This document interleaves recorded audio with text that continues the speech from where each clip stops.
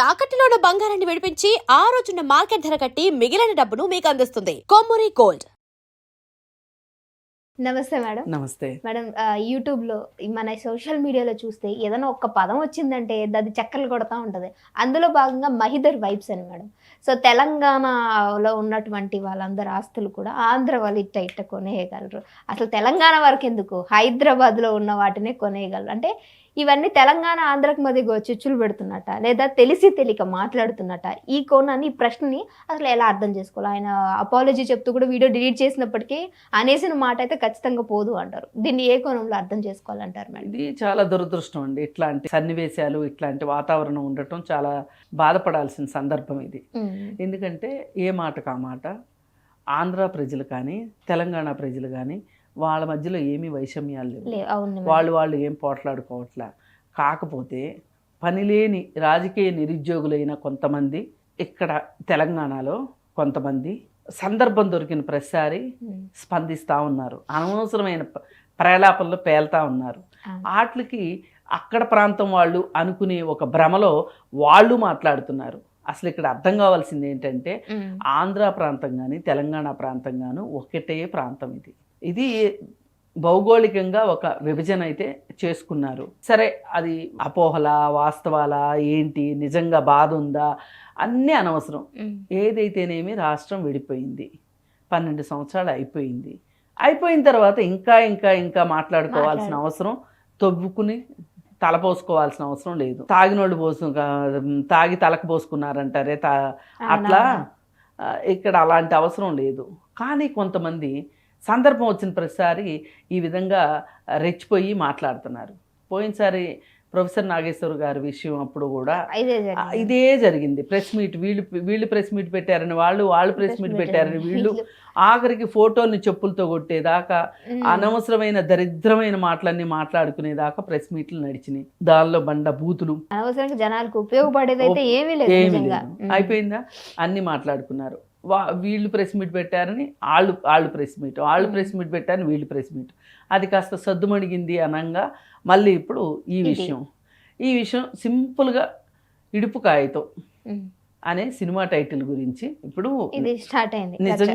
నిజంగా ఆ డైలాగ్ అర్థం కాలేదు, ఆ మాట అర్థం కాలేదు అంటే ఎవరు తెలంగాణ వాళ్ళని అడిగినా సరే ఇడుపు కాగితం అంటే ఏంటో చెప్తారు. అసలు ఒక కామన్ సెన్స్ పనిచేస్తే చాలా సింపుల్గా అర్థమయ్యే విషయం అది. ఇడుపు కాగితం అంటే ఇడిపించుకోవటం, ఇడుపు అంటే ఇడిపించుకోవటం, ఇడిపించుకున్న కాగితం. ఇప్పుడు మన చుట్టూ చాలా తెలియని పదాలు ఉంటాయి. ఆసక్తి ఉంటే తెలిసిన వాళ్ళని అడిగి అన్నిటికీ పెడార్థాలు తీయడము, లేదు అనుకుంటే ఇంకా ఎక్కువ తక్కువ మాటలు మాట్లాడటం కరెక్ట్ కాదు కదా. ఆ దుర్మార్గమైన పని కొంతమంది పని కట్టుకుని చేశారు. అది ఒకరా, ఇద్దరా, ముగ్గురా, నలుగురా చేశారు. దానికి ప్రతిగా ఇటువైపు నుంచి కూడా అంతే స్థాయిలో విమర్శలు కూడా వచ్చినాయి.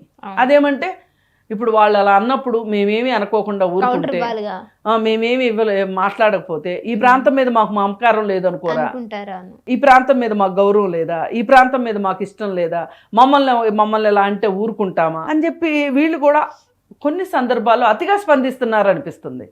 సరే, వీళ్ళు ఇలా మాట్లాడి వాళ్ళు ఇలా మాట్లాడి ఇలా నడుస్తున్న క్రమంలో మహీధర్ అన్న అతను వచ్చేసేసి ఇంకేముంది, అసలు ఇప్పుడు ఆంధ్ర వాళ్ళు ఆస్తులు అమ్మేసేసుకుంటే తెలంగాణ వాళ్ళు కొనగలుగుతారా అని మాట్లాడటం ఎంత హాస్యాస్పదం అంటే, ఒక చిన్న అవసరం లేని మాటలు ఇవన్నీ. పిచ్చి సంధి ప్రేలాపనలు అంటారు.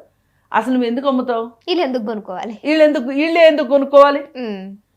ఈ రాష్ట్రంలో మినీ ఇండియా అంటారు హైదరాబాద్ని.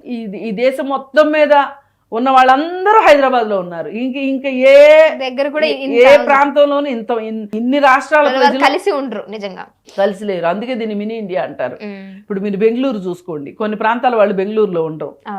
చెన్నై చూసుకోండి, ఉండరు. అలాగే ఆఖరికి బొంబాయిలో కూడా అన్ని ప్రాంతాల వాళ్ళు ఉండరు. కానీ హైదరాబాదు ఎందుకో తెలియదు, వాతావరణం బాగుంటుందనో, అవసరం వాతావరణం బాగుంటుందనో, అవకాశాలు ఉంటాయనో ఇక్కడికి అందరూ వస్తారు. అసలు ఇప్పుడు ఈ ఐటీ హబ్ అయిన తర్వాత ఇంకెప్పుడు కొన్ని రాష్ట్రాల నుంచి రాని వాళ్ళు కూడా ఇప్పుడు వచ్చేసేసి ఇక్కడ ఉన్నారు. అసలు ఎందుకు ఇప్పుడు జూబ్లీ హిల్స్లో ఇళ్ళని ఎవరు కొనుక్కుంటున్నారు? అగర్వాల్స్ కొనుక్కుంటున్నారు, మార్వాడీలు కొనుక్కుంటున్నారు. ఇప్పుడు ఇవాళ హైదరాబాద్ మొత్తం మీద ఉన్న జ్యువెలరీ షాపులు నార్త్ వాళ్ళవి ఉన్నాయా, లేకపోతే సౌత్ వాళ్ళవి ఉన్నాయా, లేకపోతే అచ్చమైన తెలంగాణ వాళ్ళవి ఉన్నాయా, దానికి సమాధానం ఆంధ్ర వాళ్ళవి ఉన్నాయా? అంతేగా నార్త్ సౌత్ ఇలవే ఉంటాయి. ఇప్పుడు 100 షాపులు ఉంటే 80 షాపులు నార్త్ వాళ్ళవే. నార్త్ వాళ్ళే, అవును మేడం. గుజరాత్ వాళ్ళు, లేకపోతే రాజస్థాన్ వాళ్ళు, లేకపోతే ఢిల్లీ వాళ్ళు ఉన్నారు. మరి ఇలాంటి పరిస్థితుల్లో మీరు అమ్మితే గనక వాళ్ళు కొనుక్కుంటారు. తెలంగాణ వాళ్ళే కొనాలని ఏంటి నీకు? అంటే తెలంగాణ వాళ్ళ దగ్గర అంత కొనుక్కునే శక్తి లేదనా నీ ఉద్దేశం? చుచ్చు పెట్టడం కాకపోతే రాష్ట్రాలకి మధ్య చుచ్చు పెట్టడం, ప్రజలకి మధ్యలో ఇది కావాలని కొంతమంది రాజకీయ నాయకులు దీన్ని రెచ్చగొడుతున్నారు. ఇప్పుడు కవిత వచ్చేసేసి ఇడుపు కాగితం అంటే అర్థం మీ పవన్ కళ్యాణ్ అడిగితే బాగా తెలుస్తుంది. నిన్ను అడిగితే ఎందుకు తెలీదు? అదే కదా మేడం, నిన్ను అడిగితే ఎందుకు తెలీదు? ఇప్పుడు నీకు కూడా ఒక ఇడుపు కాగితం వచ్చింది. ఎక్కడి నుంచి? తండ్రి జైలు నుంచి రిలీజ్ అయ్యావు, కోర్టులో కేసులు, అక్కడి నుంచి కూడా ఇడుపు కాగితాలు వస్తాయి. అలాగే తల్లి తండ్రి అన్న వదిన ఎవరు వద్దనుకున్నావు, బయటకు వచ్చేసావు, నీ రాజకీయం నువ్వు చేసుకుంటున్నావు, వాళ్ళతోటి కూడా విడుపు కాగితం అయిపోయిందిగా నీకు. ఈ లెక్కన వచ్చింది. నీకే ఎక్కువ తెలియాలి ఇడుపు కాగితాల గురించి. అందుకని మాట్లాడింది ఎంత తప్పు అంటే రాజకీయ నాయకులు వాళ్ళ అవసరాలకు ఉపయోగించుకుంటున్నారు. మధ్యలో ఇతను ఆటల అరటిపండులాగా వచ్చాడు మహీధర్ అన్న అతను. ఏం తెలుసు రాజకీయాల గురించి? ఇప్పుడు ఈ ప్రాంతమైనా ఆ ప్రాంతమైనా ప్రాంతాల కోసం జీవితాలను అర్పించిన వాళ్ళు ఉన్నారు. ఒక ఆశయం కోసం తెలంగాణ సాయుధ పోరాటం జరుగుతున్నప్పుడు ఇక్కడ తెలంగాణలో ఆంధ్రా నుంచి వచ్చిన వాళ్ళు నాయకులు ఎంతమంది బలైపోయారు. అలాగే కమ్యూనిస్ట్ పార్టీ పైన నిషేధం పెడితే ఈ తెలంగాణ ప్రాంతం వాళ్ళు కావచ్చు, లేదు అనుకుంటే కమ్యూనిస్ట్ పార్టీ నాయకులు ఈ ఉద్యమంలో పాల్గొన్న వాళ్ళు ఆంధ్రప్రదేశ్ ప్రాంతాల్లో దాక్కున్నారని చెప్పి ఊర్ల మీద పడి పాశవికంగా చెప్తే బాధ అనిపిస్తుంది. కాటూరు అనే ఊర్లో ఆడవాళ్ళ చేత బట్టలు ఇప్పించి బతుకమ్మ ఆడిచ్చారు గాంధీ విగ్రహం చుట్టూ. ఎందుకంటే ఏంటి వాళ్ళు అడిగింది ఏంటి? పలానా వాళ్ళు ఎక్కడున్నారో చెప్పండి, మీ ఊర్లో ఉన్నారని తెలుసు, ఎవరింట్లో ఉన్నారో చెప్పండి, ఆచూకీ కోసం.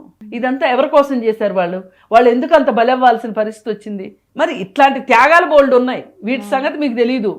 ఆస్తులు అమ్ముతామో ఆస్తులు కొనుక్కుంటారా, లేదు ఆస్తులు కొనుక్కుంటాం ఆస్తులు అమ్ముతారా? ఇదేనా మీకు తెలిసింది? ఒకళ్ళ పైన ఒకళ్ళు బుర్ర జల్లుకోవటం. అసలు మనమందరం కలిసి ఉండి కేంద్రం పైన ఒత్తిడి తీసుకుని వచ్చి కేంద్రం దగ్గర నుంచి మనం పరిశ్రమలు ఎట్లా రాబట్టుకోవాలి, మన ప్రాంతాలను ఇంకా ఇంకా అభివృద్ధి ఎట్లా చేసుకోవాలి అనేది ఆలోచించడం పోయి ఈ పనికిరాని పిల్లి పంచాయతీలు పెట్టుకుని కూర్చుంటారా? అందుకని ఏ రకంగా చూసినా ఆ మహీధర్ అనే అతను మాట్లాడిన మాటలు కరెక్ట్ కాదు. అంతకంటే ముందు కవిత మాట్లాడిన కరెక్ట్ కాదు. అంతకంటే ముందు ఇడుపు కాగితాల గురించి ఇడుపు కాగితం అనే సినిమాకి సబ్ టైటిల్స్ వేస్తారా అని చెప్పి ఆడెవడో తొంట రోడ్ పెట్టింది కరెక్ట్ కాదు. వీళ్ళు ఎవ్వరు చేసింది కరెక్ట్ కాదు. ఒక్కటే, మీకు ఆ సినిమా చూడాలనిపించిందా చూడండి, ఏదన్నా అర్థం తెలియలేదా తెలుసుకుని చూడండి. ఇప్పుడు మనము ఏదన్నా ఒక ఇంగ్లీష్ పదం తెలియలేదనుకోండి, డిక్షనరీ చూసుకోమా? చూసుకుంటారు ఖచ్చితంగా. అట్లాగే ఏదన్నా ఒక పదం తెలియలేదనుకోండి, అర్థం పెద్దవాళ్ళని అడిగి తెలుసుకోవచ్చు. ఇప్పుడు ఆంధ్ర ప్రాంతంలో కూడా అన్ని ఏరియాల మాటలు అన్ని ఏరియాల వాళ్ళకి అర్థమవుతాయని లేదు. ఇప్పుడు శ్రీకాకుళం వాళ్ళు మాట్లాడింది విజయవాడలో ఉన్న వాళ్ళకి అర్థం కాదు, వాళ్ళది ఒకలా ఉంటది, యాస ఒక రకంగా ఉంటది, వాడే పదాలు ఉంటాయి చూసారా, ఆల్టర్నేటివ్ మాటలు ఉంటాయి చూసారా, ప్రత్యామ్నాయ పదాలు అంటారు. ఒక ప్రాంతం వాళ్ళు ఒక మాట మాట్లాడితే ఇంకో ప్రాంతం వాళ్ళు ఇంకో మాట మాట్లాడతారు. ప్రతి 70-80 కిలోమీటర్ల డిస్టెన్స్ కి చేంజ్ అయిపోతుంది. భాష ఒకటే, తెలుగే. ఇక్కడ తెలంగాణలో మాట్లాడిన తెలుగే, ఆంధ్రాలో మాట్లాడిన తెలుగే, శ్రీకాకుళంలో మాట్లాడిన తెలుగే, రాయలసీమలో మాట్లాడిన తెలుగే. కాకపోతే యాస వేరుంటుంది. యాస వేరుంటది. ఇప్పుడు ఎన్టీఆర్ తల్లా పెళ్ళామా సినిమాలో ఓ పాట ఉంటది, వచ్చిండన్నా వచ్చాడన్నా అందాల తెలుగు మందే అని చెప్పి ఓ పాట ఉంటది. ఇది ఎవడన్నా ఆ ప్రాంతానికి ఈ ప్రాంతానికి అవసరమైతే వారధులుగా ఉండాలి తప్పితే కట్టిన వారధిని ఎరగొట్టుకునేటట్లయితే ఉండకూడదు. ఇట్లా మాట్లాడే వాళ్ళని ఎవరినైనా సరే విధ్వంసకారులుగా గుర్తించి అసలు నన్ను అడిగితే ప్రభుత్వం అరెస్ట్ చేయాలి. సైబర్ క్రైమ్ కేసులు పెట్టి ఇట్లాంటి వాళ్ళని 10 మందిని అరెస్ట్ చేస్తే ఇంకెవరు ఇట్లాంటి పిచ్చి పోతలు పోయకుండా ఉంటారు. మంచి క్లారిటీ.